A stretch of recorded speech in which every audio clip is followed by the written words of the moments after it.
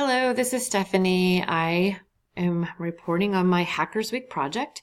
I decided to read the book, The Google Infused Classroom, which was recommended by my librarian, and it's written by Holly Clark and Tanya Averith. In the book, Holly and Tanya take a deeper dive into different applications that teachers often use in their classroom and talk specifically about how those particular applications can help enhance the learning process by making students think deeper about their learning.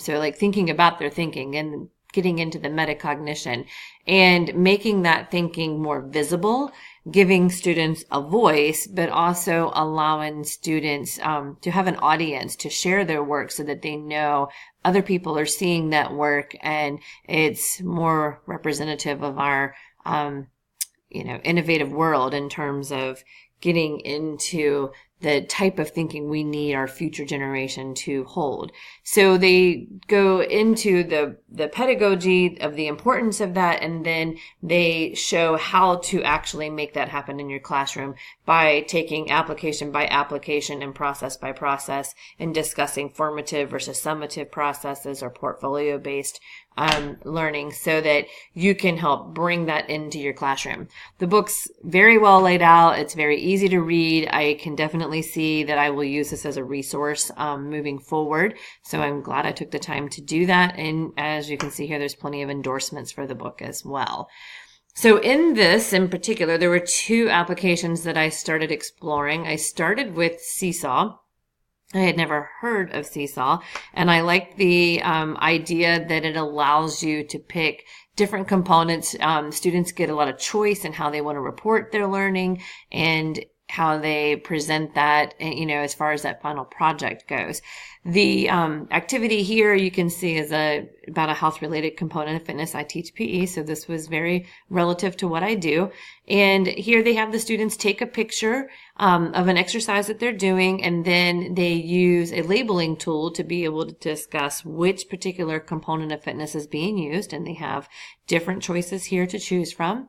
And then they make a note, or they can use the microphone. So they can use the writing skills, or they can do an audio recording in order to give that thinking process and give it an audience to have it, published out. Once they're done, they click the green check mark at the top. It's just like this plus mark here, but a check mark on their page, and then they submit that assignment.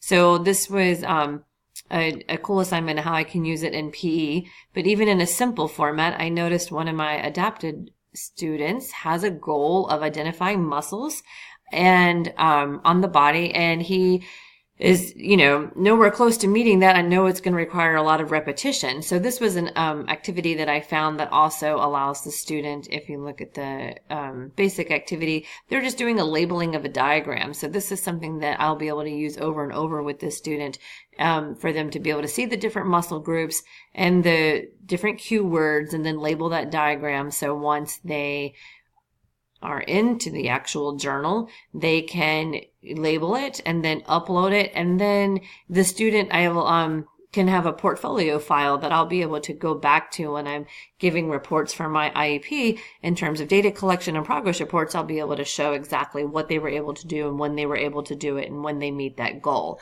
So this was a cool tool. Unfortunately, I found out that this is not yet approved, although it's in the review process of my county, so I can't use it quite yet in my classroom. So I switched gears to Flipgrid to do something that I knew I could instantly embed into my classroom. And I chose Flipgrid because I've participated in Flipgrids by posting videos, but I've never created one. So using the tutorials and the information in the book, I was able to go through and actually create a particular assignment for my students that they can do now. So this one has a YouTube video embedded that they can watch to review. It's about 1.5 minutes long. And then their task is written here, including a link to a article publication that they can go through and review the material and look at not only the different components, but also it goes into a little bit about how health clubs in the area use these guidelines in order to help their clients achieve a better fitness level. And then I also included the fitness components packet, which is a notes page that we use in my classroom so they can have everything in one small, tidy little area and review before going down to the response area. So there's obviously no responses yet, but once the students are able to start responding, they'll be able to embed their videos and show me that they have an understanding of the particular component that they chose.